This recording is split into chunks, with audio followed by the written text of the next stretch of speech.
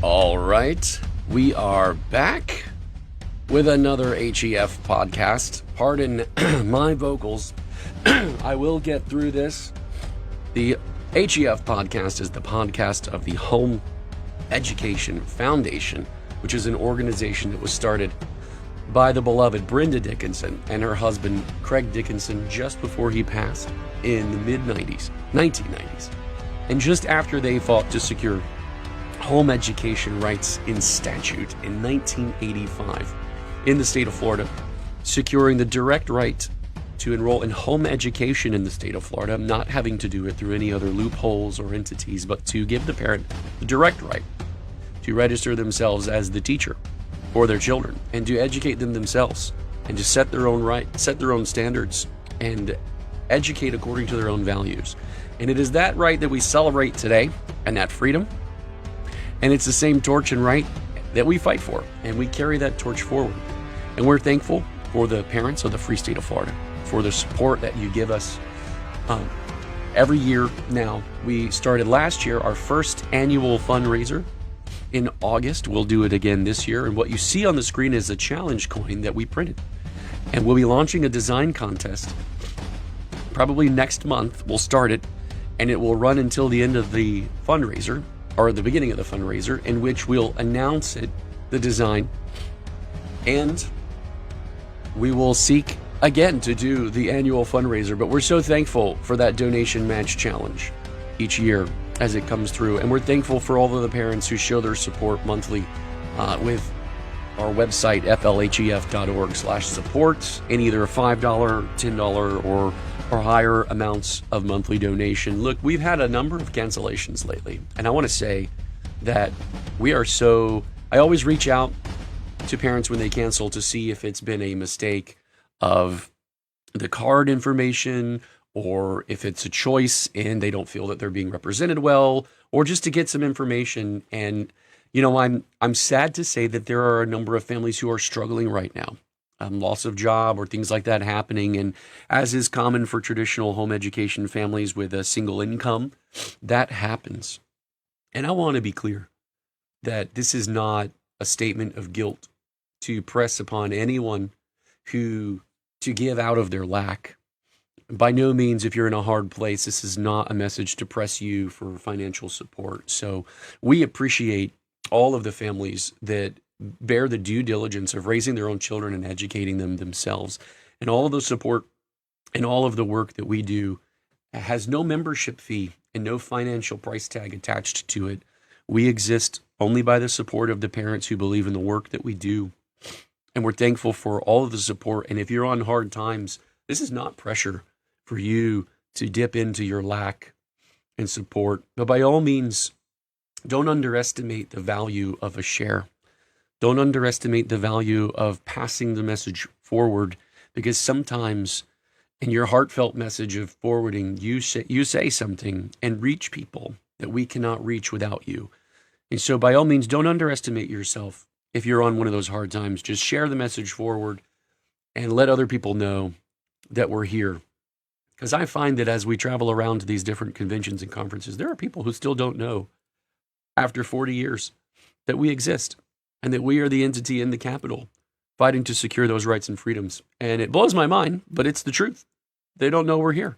So don't underestimate that if you've fallen on hard times and you can't give financially, that you are not somehow useful. You are very useful. Speak up and speak out and keep sharing the information. We appreciate you for being what you are, the parent in your home, the leader, the torch bearer, the guide, the mentor, all of the things that God designed you to be. And so we also thank our top sponsors, Arete, FPEA, Fisher Precious Metals, and TBHC Group. These are home education families who run these businesses and support the work that we do because they have decided to do so. And we're very thankful for them.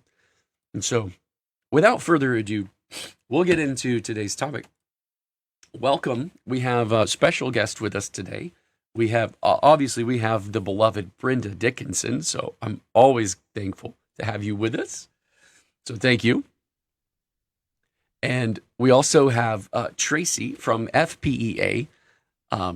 I think that's just what we call. We see you on the comments all the time. It's Tracy FPEA, and she says, "Hi, oh, this is so important." So I'll just refer to you that way. That way, people, when they see you comment again, will know that's who you are. And thank you. Thank you for being with us today as well. And we've got a special. Oh, sorry. Go ahead. Sorry, I just said thank you for having me. And it's here with you and Brenda. It's a real honor. Absolutely. Of course. And we have a really interesting topic today. Tracy and I were chatting over last week sometime, over something. And I said, you should come on the podcast and talk about that, because I think I'm getting questions from parents about that. And so it is pertinent. And we'll dive into that in just a moment. But I want to go through our legislative update, because let's get the boring stuff out of the way. I mean, I love it. It's pardon me. I love it, and I'm a geek for it, but we can get it out of the way and get on to that more fun topic. So let's do that.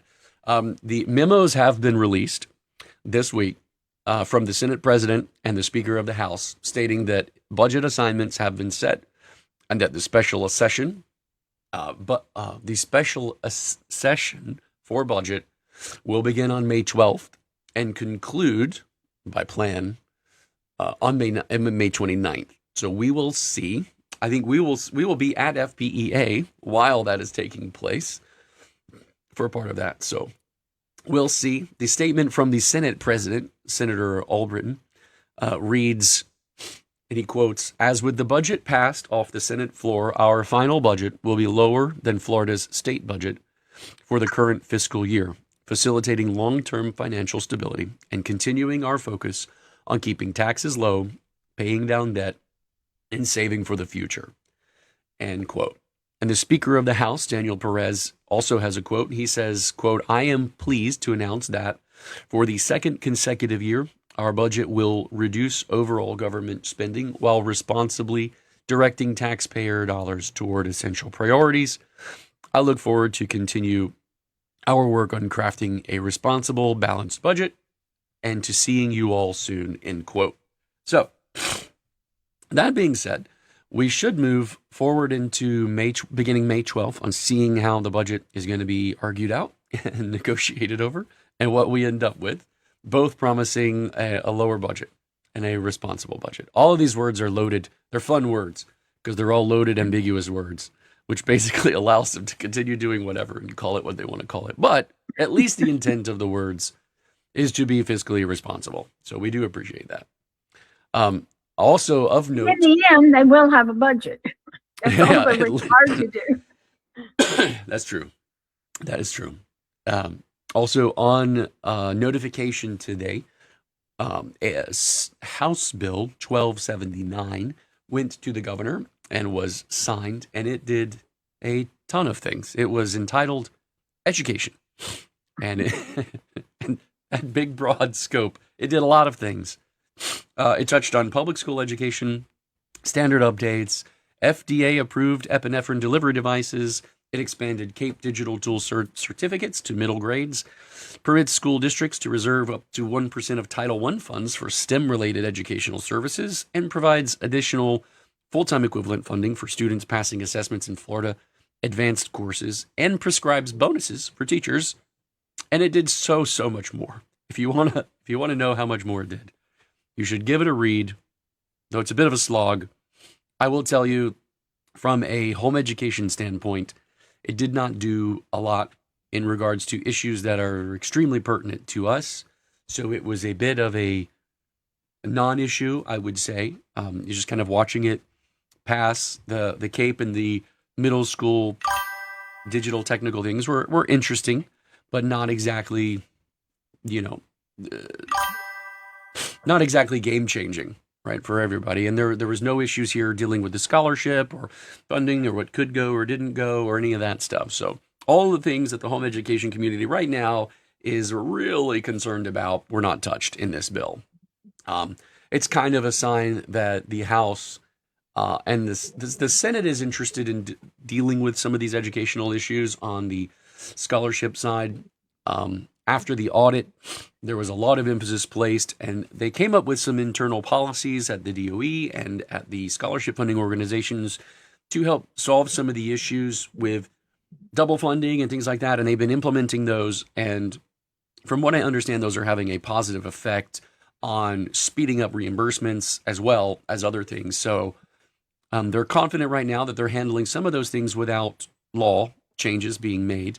There will still need to be some things that have to be addressed, but right now the appetite for the House is not really to handle or dive into any of those. And so they keep diverting the attention back to other things that are on their priorities, and that is what it is. We'll see what happens when the new governor comes in, whoever that is, as to what kind of things happen next. It is definitely going to be the period of time where we'll see something happen, because you'll see the 5-year period for the scholarship cap falls off, that statute where they incrementally introduce the PEP scholarship, the FTC PEP scholarship, and increase the amount of scholarships it can do each year. That statute will sunset as it was set to sunset. So they'll either come in and update it and remove that. And then as they do that, might adjust other things. But this will be the moment after the new governor that we'll start to see some things really get tackled. This next session and season will be the one to really pay attention to. So keep your eyes peeled.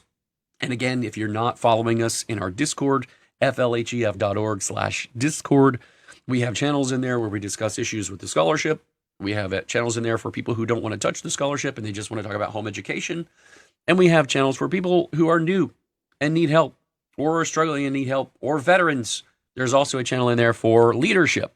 If you are in leadership of a local homeschool group and you want to stay up to date, there is a private leadership channel. You can only get into that by discussing with me your leadership, and then I give you a personal invitation to join that. So you are welcome to reach out to me through Discord and say, hey, I want to be up in the leadership channel, and I'll chat with you and we'll discuss what it is you do, and we'll pull you in and talk about leadership stuff together. That's where you'll get most of the inside information.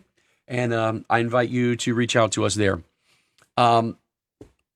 Gina and Les Payton from the Panhandle say hi. We say hi back. I'll be over there this week. In fact, I have something to read from the Northwest Florida Hub.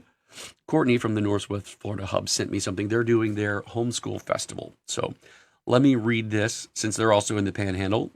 The Northwest Florida Hub is ran by the home education parents serving a community to be catalysts for positivity and community influence. They build relationships with community educational partners and host a local homeschool community festival sponsored by and featuring those local providers. It's been the result, or it has resulted in rapid upscaling of area daytime educational extracurricular offerings.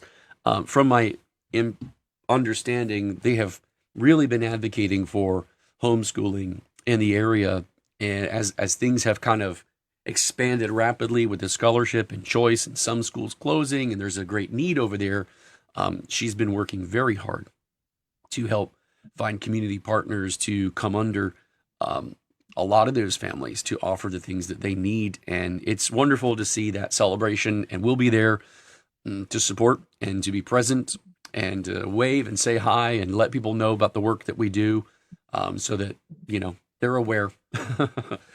Excuse me. It's part of our awareness campaign. So, all right. That being said, and without further ado, our legislative update and special announcements are out of the way. And now we get to move on to the topic at hand. Tracy, you and I have already talked about this, but I want to visit, because you said you had a personal story about this. So I'm going to set up the topic, and then I'm going to drink some water and let you and Brenda take it. Excuse me. But I've had families reach out to me recently saying, this is hard. Homeschooling is difficult. I didn't imagine it. And I I think that it's become very easy to abdicate our children off to a school system, whether private school or public school, and then feel emboldened by the scholarship, or maybe just a conviction of life choices, to take them under our wing and do it ourselves. and I applaud that. However, there is that cold water moment where the weight and the burden of it sets in. And sometimes I think it's because we try to bring school home. As Brenda has talked about before, we try to homeschool, not home educate. And we try to bring school home, and that becomes inundating to try to bring this whole system home. And then emotionally trying to let go of that system and have faith that I can teach my kids without the system is another burden emotionally that we carry. And we have to at some point find that North Star, find that vision that holds our feet to the ground while we do the daily work and the grind. And for me, it's walking through the house and hearing my daughter play piano. Mhm. It's sitting out on the deck, answering calls when my 6-year-old comes and sits next to me and he's just doing something, one of his works, or he's reading a book, or he comes and grabs a book off the shelf to ask me if he can read this. And I'm like, these are the moments I would never have if they were off somewhere else. And those memories would belong to someone else. And that's me. For me, that matters. And for me, it's one of those things that maybe it's because I was also public schooled part of the time and then homeschooled. But for me, I feel like I've been through that conversation. And the choice to homeschool for me was a whatever it takes, I'm all in choice. And it was one of those where, like Cortez, I burned the boats and there was never going back, regardless of how difficult it got. But for some people, I imagine because they're hitting this wall, that wasn't their entry. That they were like, well, this seems like a good idea. Let me try it. And they're at that point of being pressed, or the pressure of the try is setting in, and they're looking at giving up. I've known several, or they're surrounded by people who are naysayers because they don't have any imaginative powers to go, wow, your kids could benefit from not being plugged into that system. They go, how will your kids ever learn if they're not plugged into that system? And they don't know another way. And they're surrounded by these people. Maybe it's grandpa, maybe it's the grandpa's nursemaid who's helping grandpa, and everybody who thinks this is the only way. So the cacophony of voices are naysayers. I want to speak to those people this morning, or today. It's not morning anymore. And you had an inspiring story that I'd love for you to tell, but wax philosophical. Let's speak to these parents. Some of these parents are going to have children who are young. They're small ones, and they got lots of energy and they're all over the place. Some of these parents are going to have middle schoolers who are hitting that phase where they're becoming self-aware that they have a voice and they're using it to talk back or decide what they're into for themselves. And some of them are going to have teenagers who they're looking to launch and they're maybe not sure that they can launch them or if they're enough. And I'd like to speak to each of these at some point, so if you could keep that in mind as we go forward. Brenda, you and Tracy can take the conversation, and I don't have a preference as to who starts it, but I'm so thankful.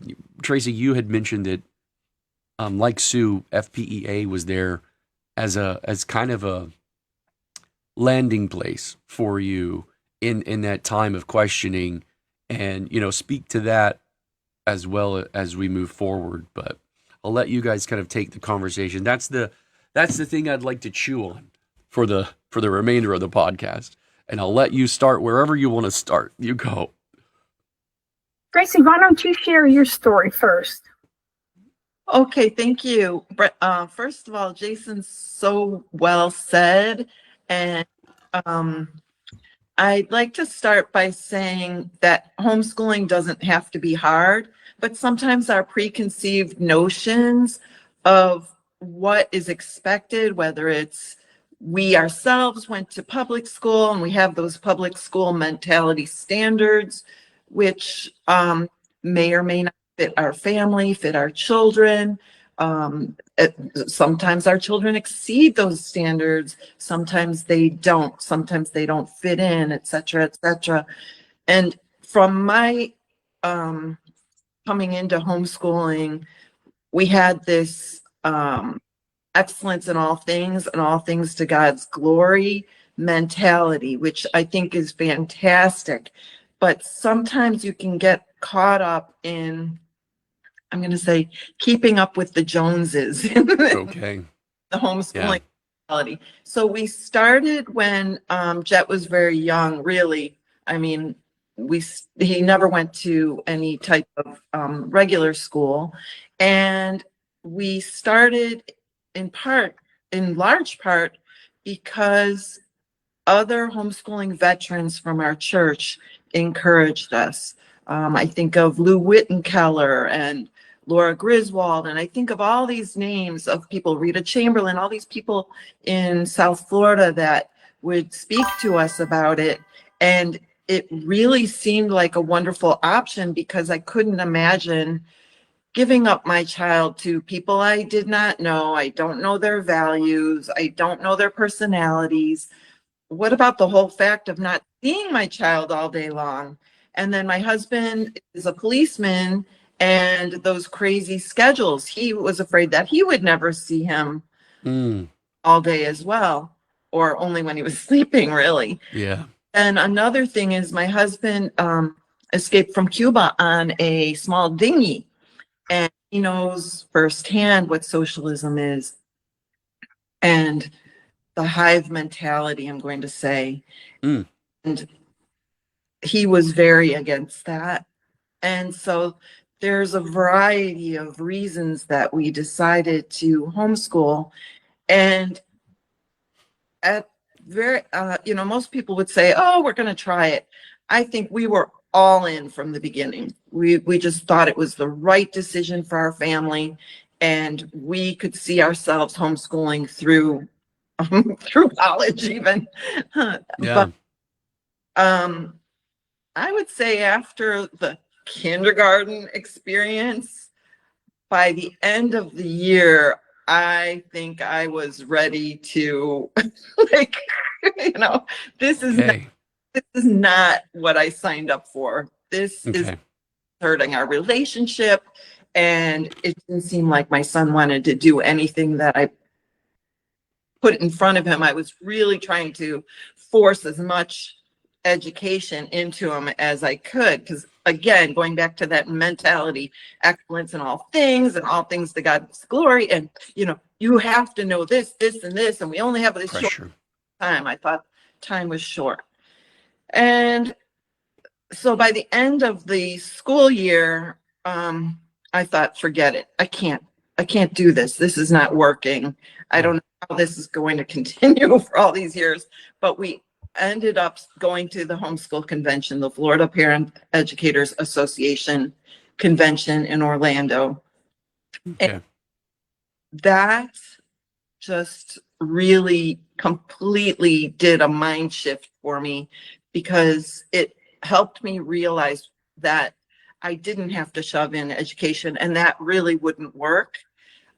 Instead, there's such a natural love of learning with children, and a natural curiosity that I wasn't allowing with all of these things that I was putting in front of him to do, and as opposed to experience. And yes, go ahead. Oh, well, speak to that experience at FPEA. Was there a talk that you remember, or was it just hearing multiple talks over and over that kind of helped expand what you were thinking about in education? Or was it the vendors? Like, what about FPEA was it that drew you in and kind of gave you that leveling anchor again? There were a combination of things. There were some speakers that absolutely reminded me that I am supposed to be speaking my child's heart, and relationship with God and relationship with us really were more important than whatever things that he could learn. And also teaching, how to be a good person, like, moral character, responsibility, et cetera, et cetera. So that was one portion of it. Another portion of it was seeing the amount of other people that were doing it and were whether they were Christian, not Christian, Muslim, whatever background they were from and mentality they were from, they had a deep concern for their children too, and were struggling along with me. And that was so encouraging to me to see that people were struggling along too. And veteran homeschoolers that would speak, that had done it, Brenda being one of them.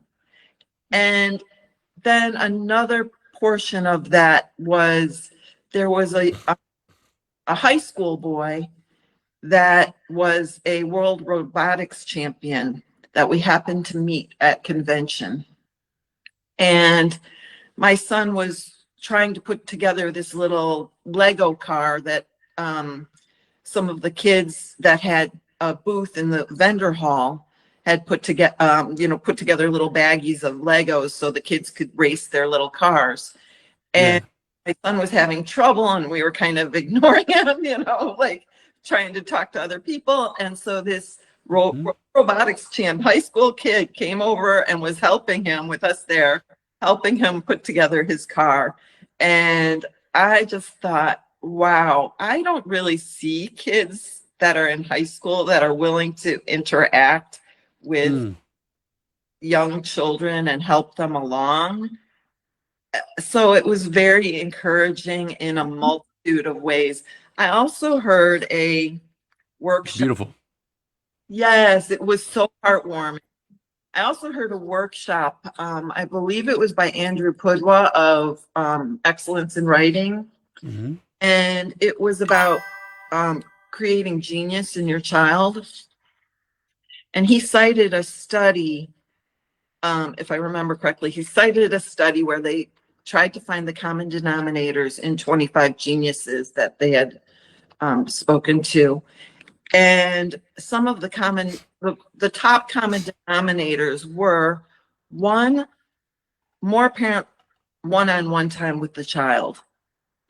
And it didn't matter if there were more siblings or many more siblings, just the parent being a concerned parent and spending time acknowledging that child and building that child up. The number two common denominator in those 25 certified geniuses was limited time with peers. And so that doesn't mean isolation. It just meant that time was controlled. And you know as well as I know that peers generally drag you down. They don't usually build you up. Yeah. And so that was one thing that was noted in this I'm going to say survey of these geniuses. Yeah. The third thing, which really was also very encouraging to me, was that these geniuses all had more time for imaginative play without screens and without being parent directed.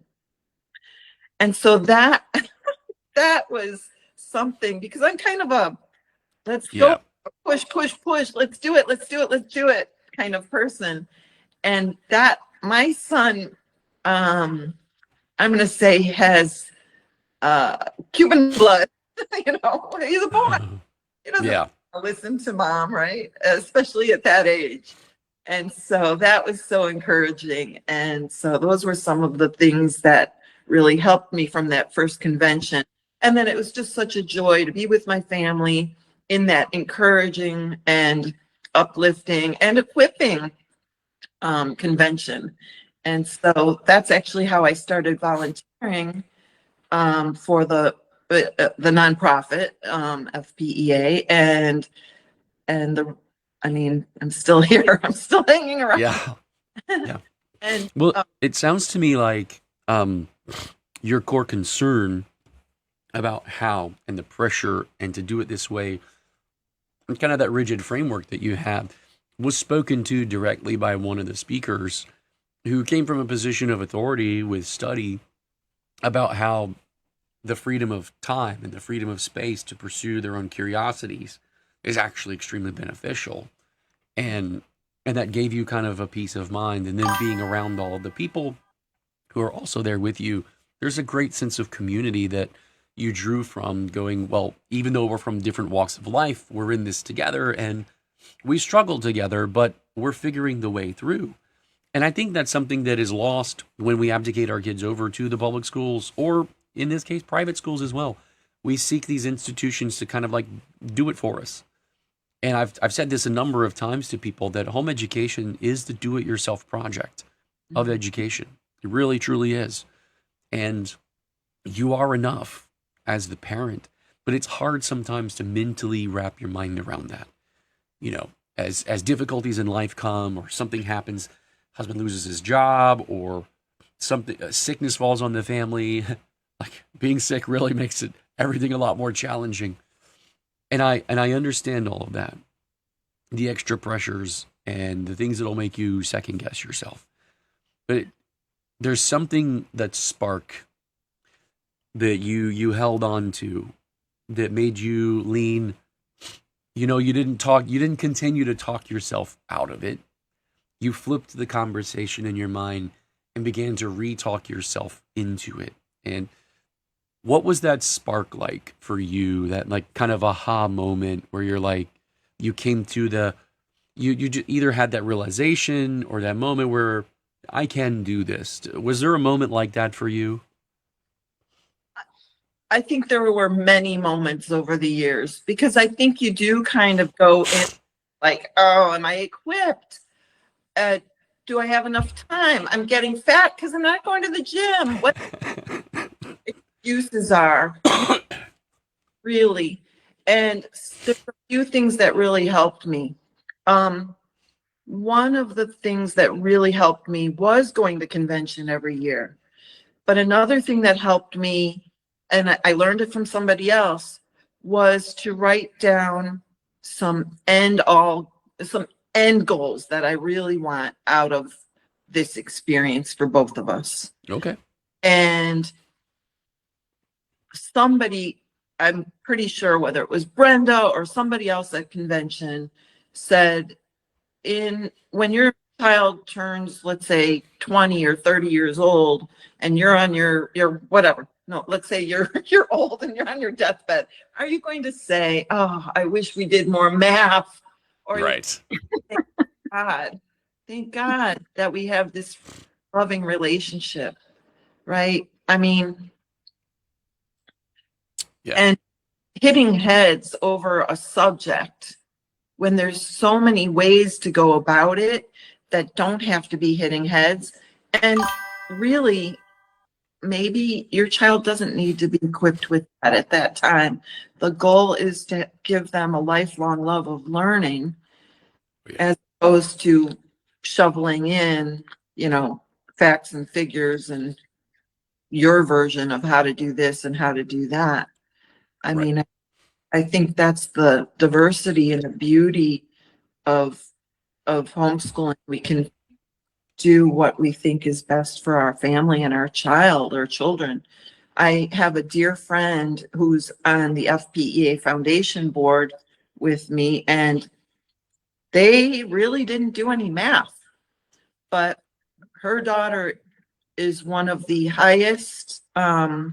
She ended up going to Juilliard for undergrad, for master's, and now she's in their final program, which they don't even call a PhD program, and chosen out of like only 2 out of, however many applicants they have for this program, and is doing fantastically. That's awesome. Really amazingly. And her son became a pilot and pilot instructor at 19 without ever doing math as a homeschooler, but he was able to teach himself and study. He really had the vision of what he wanted for his life.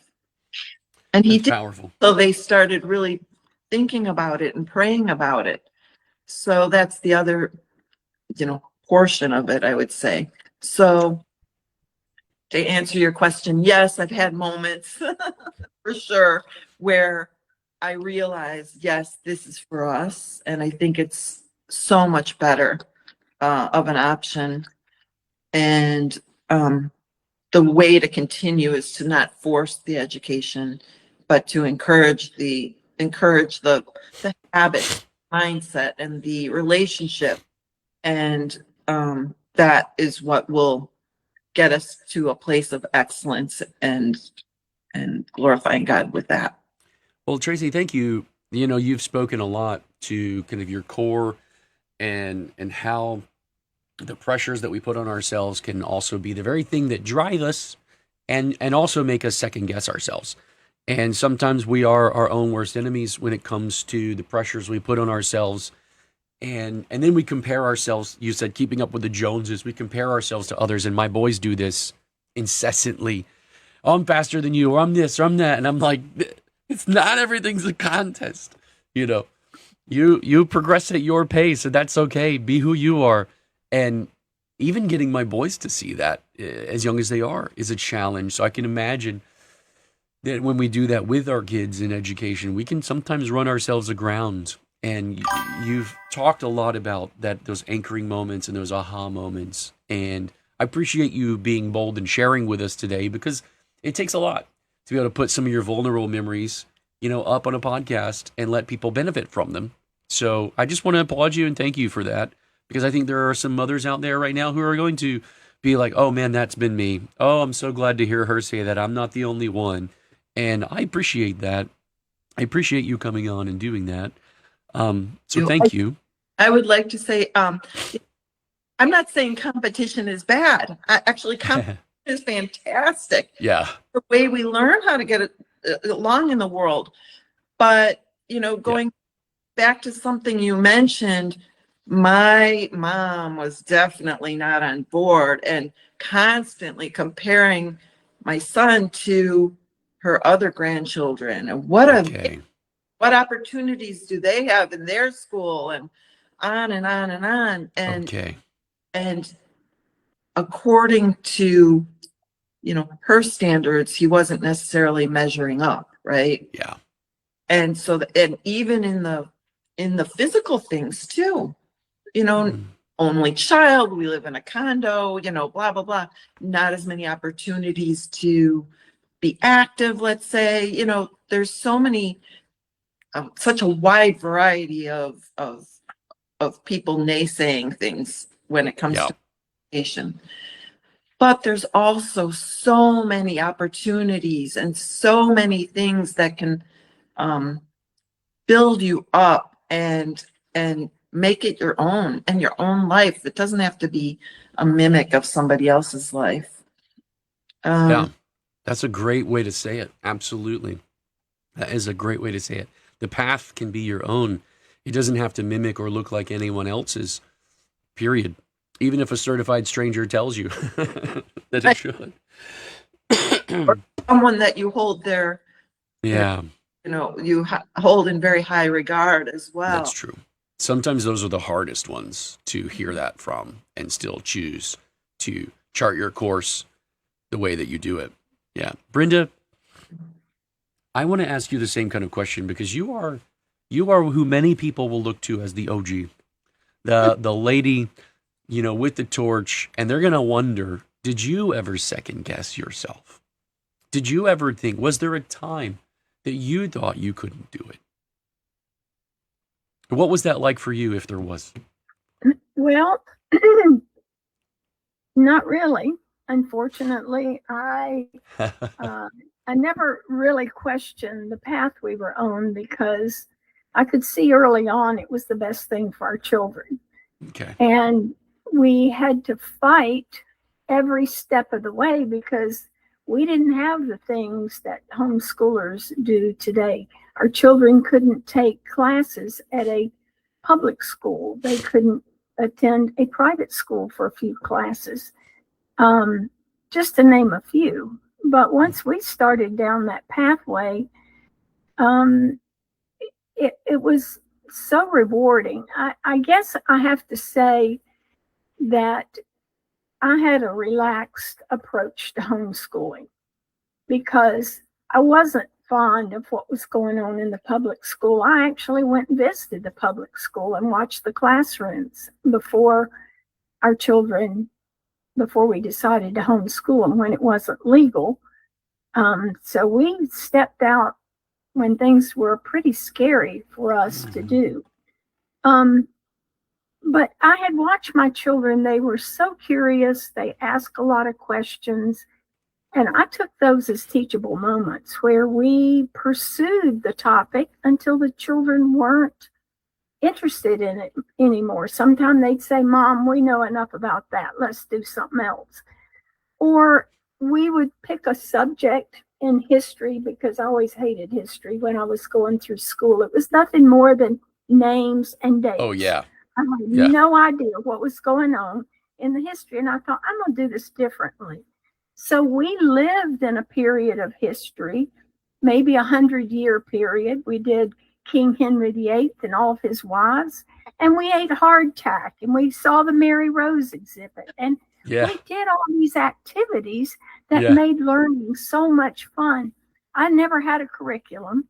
First of all, there weren't any vendors that wanted to sell to homeschoolers back then. It took them a long time to figure out it was a great market for them. But at first, there were these snobby vendors that were like, you can't teach our curriculum because you don't have a degree. Oh, but I did have a degree. It was in home economics education, but nonetheless, it was a state degree. But I had read so much about brain development and child development, and children learn at certain ages, certain ways. And so we started off with concrete math, and then you could see when the children mentally moved into the next phase of it. We did all of it with games. We never had math books. So we played games, and some of them taught addition, some of them taught multiplication. Just chutes and ladders, for instance, taught you, counting forward and dropping backwards. There are a lot of games out there that you can use. Oh, yeah. I saw pop beads, which are a thing of the past, and I had to really work to find them. I found them at a flea market. But to teach place value. So we never used a book. We always used things that would illustrate for them the concrete of math. And then one day my daughter was playing with dominoes, which was a great teaching tool. And we did that as a family activity. Sometimes we'd go to a restaurant that wasn't busy at night and get something to drink, and we play dominoes.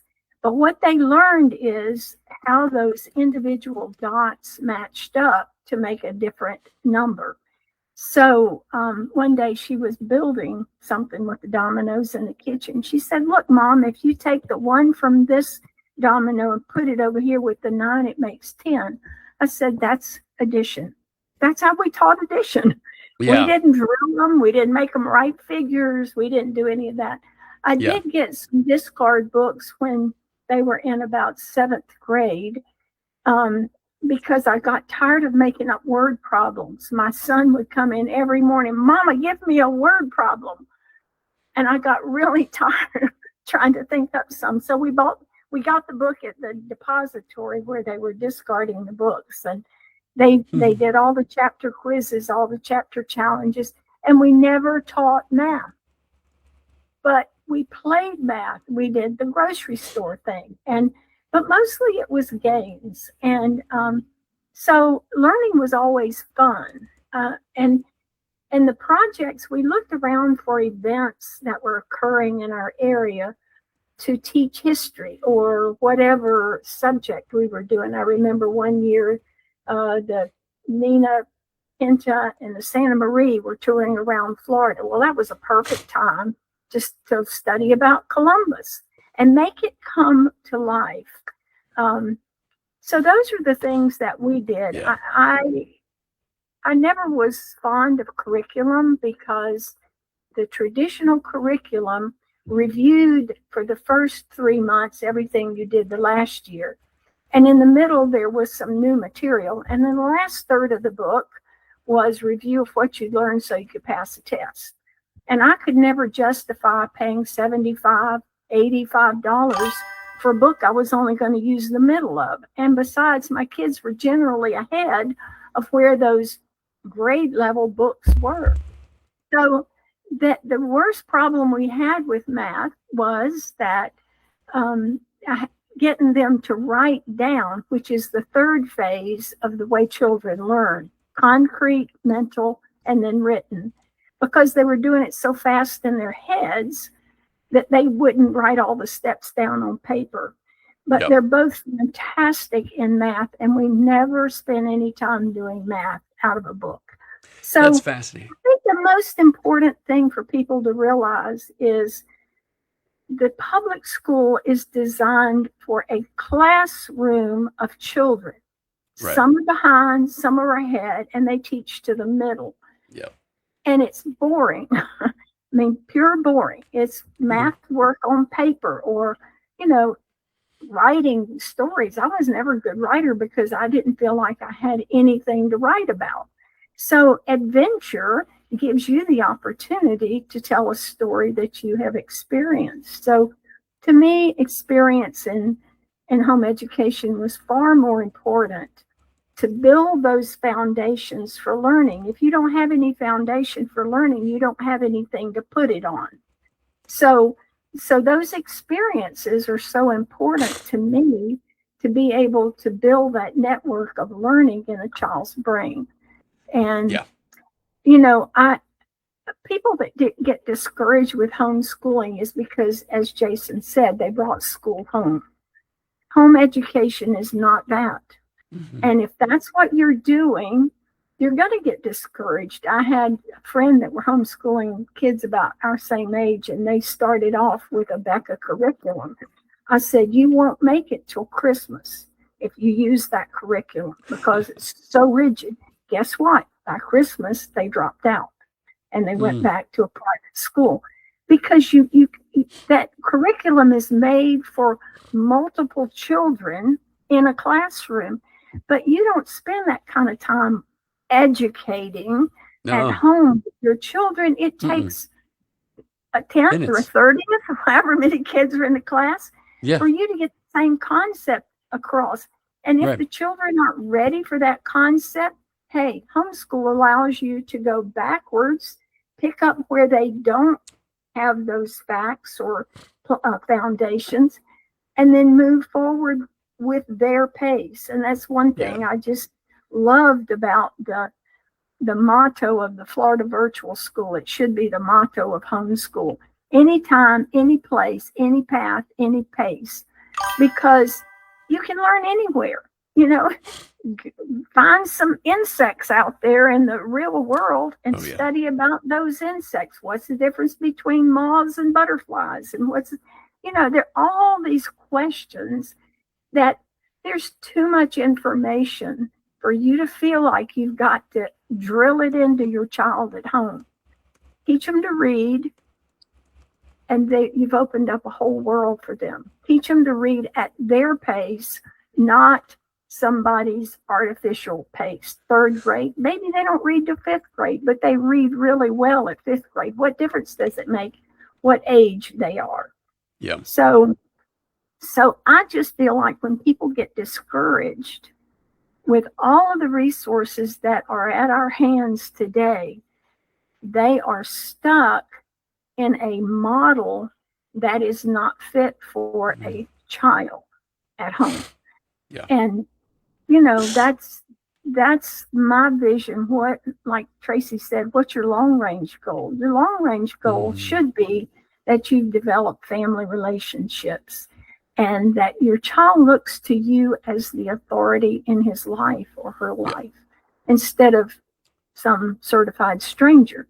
How many kids that are in public school come home and say, but my teacher said, Right. as opposed to what my mom said. And Yeah. I preferred to be that authority in my child's life. So Yeah, because your mommy doesn't know. If she knew, she'd be teaching this class. It's like, oh, that hits heavy on a kid when they're young and impressionable and struggling. Brenda, I've that listened. authority piece is so important. So important.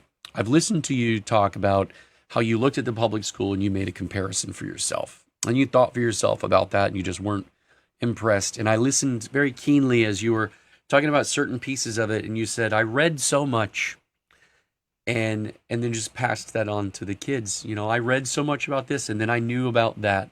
And then you later said, you know, teaching your kids to read opens up the world to them. And I'm like, that's really ultimately it, is the path I have gone down, I can teach my kids. And it's a Japanese phrase called hari and ito, which is the needle and the thread. And if you can be the needle and you can help the thread pass along behind you, every parent can do that. Every parent can be the needle and allow the thread to follow them, lead the way. Children learn, and you picked up on your own children's learning patterns. And instead of trying to cram a mass-produced curriculum onto them as if that was the standard, you used their learning pattern as the standard and customized the swath of content that's out there to your kids. And then you just said that you found and highlighted teachable moments. And I think that if people follow that blueprint, you're one of the originals. You kind of had this spirit about you. I know that the GOAT and the legend Brenda Dickinson didn't necessarily second guess herself, because I know how stubborn you are and I know how loyal you are. And you are one of those people who are very much like Lewis and Clark, where you are just going to cut through the bushes on your own and draw your own map. And I love that about you. That draws me to you. But I can understand why that wouldn't necessarily have been that kind of conflicts with you second guessing your reasons. You burned your boats like I do, and that we're cut from the same cloth in a lot of ways, so it resonates. But go ahead. I was just going to say, when Craig died, we could not get our children into a school. So at that point, we had to do high school. We had to figure it out. Yes. Yeah. And I think a lot of people may not understand what you're saying, because at that point, there was no transition for transcripts from home education back into public school. That wasn't in statute. And so once you're there, and there is no reentry into the system. So Brenda the boats were burned also already in another way. Whereas now people have the choice to kind of go back. It wasn't so. But as you were talking, and I also caught wind that you said adventure gives you an opportunity for learning, those teachable moments, and like keeping the adventure in learning alive. And I think there's something interesting about the word adventure. Every book that you read that has adventure in it, it isn't adventure to the main character. It is struggle. We read it, and it's entertaining to read about someone else's struggle. But to the main character, if you were in the first person point of view, you would just see struggle. You wouldn't be like, oh boy, we're on an adventure today, kids. But as we read them go through their struggle, we're entertained at the adventure. And I think that's something to keep in mind, that life is struggle and adventure at the same time. And being able to keep the adventure part of it alive is tantamount to being able to keep the curiosity alive through the struggle. So as all the struggles come to you, as the parent, your job in learning isn't to get all of the facts right. It's to keep the curiosity alive so that the struggle stays an adventure. And that's key. That's absolutely key. And if you've lost that, if your North Star has gone missing or been shadowed by doubt or naysayers or clouded, bring it back out. Pull it back out and remind yourself that your job as the parent educator isn't to have all the facts. Look, the facts are changing constantly. Brenda didn't have YouTube or Google when she started all of her journeys. She didn't have, when she says she read a lot, she was talking about the Dewey Decimal System and books from the library, which most kids don't even know about today. So the world is different. The Marianas Trench, we have discovered so many things, so many facts have emerged since the day Brenda was homeschooling, and the facts are new and different that we teach, and it's always changing, and there's never an end to something new we've discovered. That'll always be the case. But what isn't always the case is that the love of learning stays alive. The curiosity, the struggle is an adventure, and that all comes down to whether or not you keep curiosity alive. as the parent and the educator, keeping curiosity alive is the goal. It's the job. If you can do that, your kids will learn, period. You've heard it a couple of times today from Tracy and from Brenda. Some people didn't even teach math. We haven't emphasized math in our home, but our kids are constantly doing enough math that when we're out in the world and I throw questions at them, well, what do you think about this? Or how much is that going to cost us? Or what do we lose if they tell us this or that? They can answer those questions. That means they can get by in life and they can think on their feet.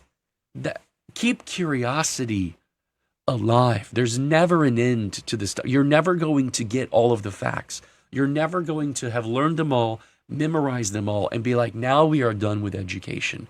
We have completed the journey. We know it all.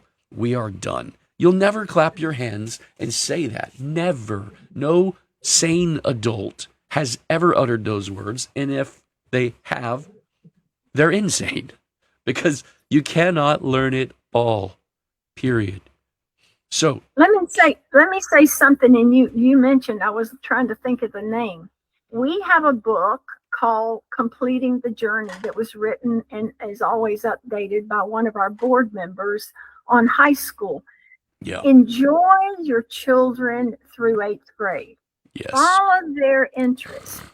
Help them discover what is important to them for life. And then you can buckle down and you can still do it your way in high school.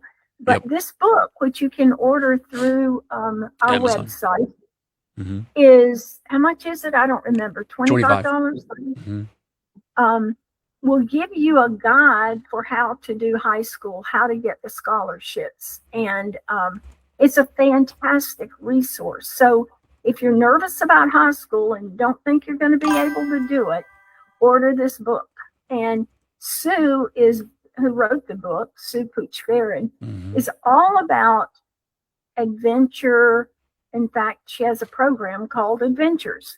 And it's just exposing kids to different types of learning environments and helping them to maintain their curiosity. So she's all about that until we get to about 8th grade. And then you have some guide that will help you in that frame. And one other thing I wanted to share about reading, there's such an emphasis on reading by 3rd grade, which a child is 8. All children don't learn to read by 8.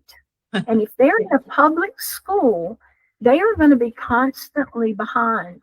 But one of the things I read, well, several things I read, but Dorothy Moore was a reading expert, and she said, if you read to your children enough, they'll learn to read without you ever teaching them.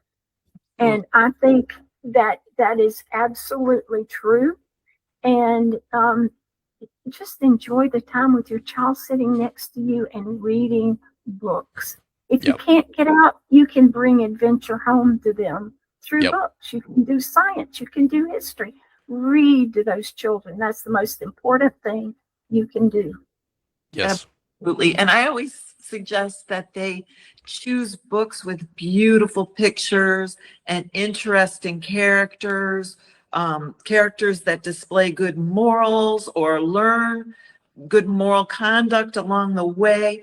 And you don't have to finish the book in one sitting. I think it encourages the child to think what comes next and have their imagination go wild, and then have the desire to find out on their own what comes next. So they're more involved and teaches patience. And we don't teach patience in today's world. Everything is instant gratification. And I agree with you wholeheartedly. Not only curiosity alive, but also encourage the children in just cuddling on the sofa, being together, learning together, and use funny voices. You don't have to be a stick in the mud. To give them an encouragement to want to learn on their own. So I agree with you. We did a lot of, and you know what else? don't be afraid to use audiobooks. We used beautiful audio dramas that we got from the FPEA vendor hall. And those audio dramas were just incredible to all of us. So in the car, we would use those. I've missed my exit on the highway a couple of times because myself grow in magnificent audios that they have for kids that are very rich. You know, the language is rich, et cetera, et cetera. But, you know, before we go, I know time is short here. I just want to encourage people again that they don't have to keep up with the Joneses. For us, suddenly we found ourselves in a program out of the house, co-op out of the house, and some other activities out of the house, and really travel time and just our schedule, like home at 3 a.m. because of work, and then trying to get up and get to those things, et cetera, et cetera. You know, it was more a race instead of a lovely home experience, until again I went back to the homeschool convention and it was like, this is not right. Something's got to change here. So again, like, you have to get socialization and have to, you know, go to have somebody else kind of, again, you're somehow abdicating your role. And sometimes that's even in behavior. So you're abdicating your role in how they behave in other settings. Mm-hmm. Here's our drum. You have to dance to this. Do it. Do it or you're weird. Well, I think we should tell our viewers when the FPEA convention is and where it is located, and if they still can get in.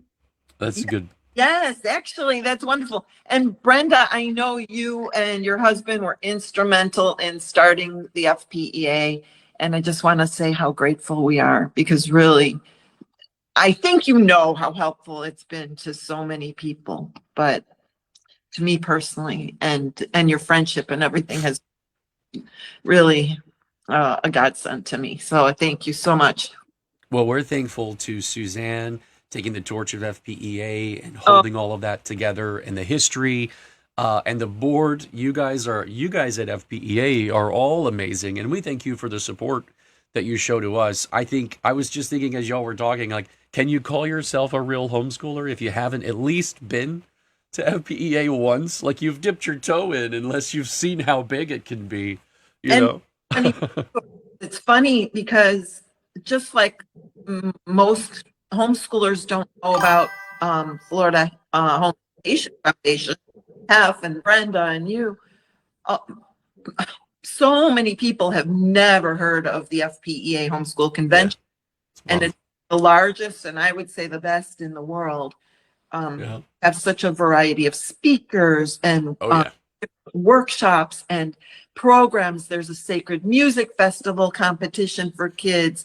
There's leadership forums for teens and adults. There's role playing, like what Brenda was saying, you know, she would get the kids to learn about Christopher Columbus and, you know, the pilgrim sailing to America, et cetera, et cetera. And by kind of immersing themselves in situations to make them feel like they're part of it, so they can learn actively instead of just being given facts and figures. So there's so many different wonderful programs at the FPEA Homeschool Convention, which is in Orlando at the Gaylord Palms. It starts on Thursday, May 21, with the Sacred Music Festival and the leadership, adult and teen leadership program. And then I'm not sure if it's Thursday night or Friday afternoon. It might be Friday afternoon. It's Friday afternoon. We actually have something called the Parent Vote, which is a governor's forum. So we've invited the different candidates for governor that are homeschool friendly. And they are going to have a panel where they discuss different issues regarding parental rights and home education and their policy ideas.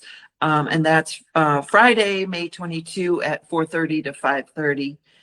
And then let's see, there's art programs, there's writing workshops for kids, there's all sorts of things that really are there to just help your homeschooling journey. One of the fantastic things I think that really was helpful to us was someone named Jean Burke, who has basically figured out the algorithm of the SAT or standardized tests and how to kind of demystify all that. And then Cool. he has lists and lists of scholarships. We have huge homeschool graduation for high schoolers, a huge fun homeschool dance for teens, Yeah.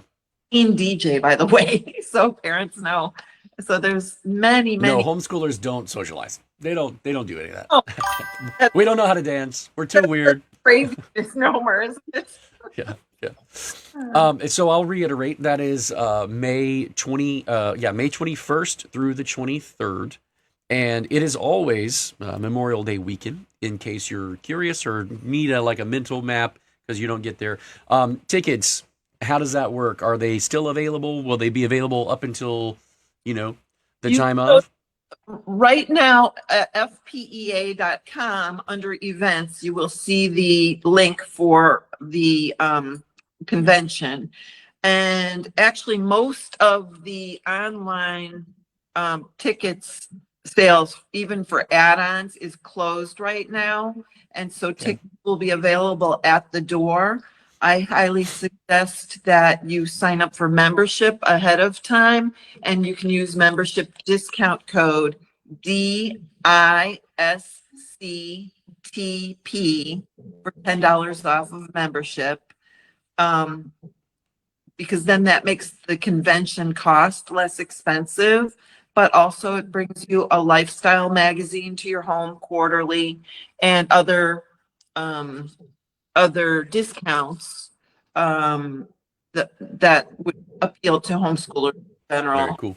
And also that membership is one of the ways, and when people attend convention and vendors purchase the booths, are ways that we help fund HEF, home education, and your lobbying effort. Yes, FPEA is one of the supporters for our lobbying efforts, and we're very thankful for that. The convention is a way that the funding does kind of come to us, and so we're super appreciative of that. And, Suzanne and you and the whole board, Larry, you guys are all wonderful, and it's great to have that relationship with you, and we're very thankful that you've come on today as well. Our time has expired, so we're going to let all of our parents get back to their day, and thank you for sharing all that important information, and thank you for sharing your story, and Brenda for chiming in on how challenging it can be, but how to keep your North Star. I would say that it is May the 4th, and the great joke of May the 4th is an homage to Star Wars. May the 4th be with you. And I will say that to all parents who are struggling today or thinking or questioning themselves. Don't. Sit down. What is it Yoda? Yoda would say, do or do not. There is no try. May the 4th be with you. And without further ado, we'll say thank you to our top sponsors, Arete, FPEA, Fisher Precious Metals, TBHC Group. We're thankful to all of the parents in the free state of Florida who support the work that we do. It's so important. And without any further ado, here comes your Monday, all back to you in full swing. Thank you for being with us today on May 4th, and may the 4th be with you all.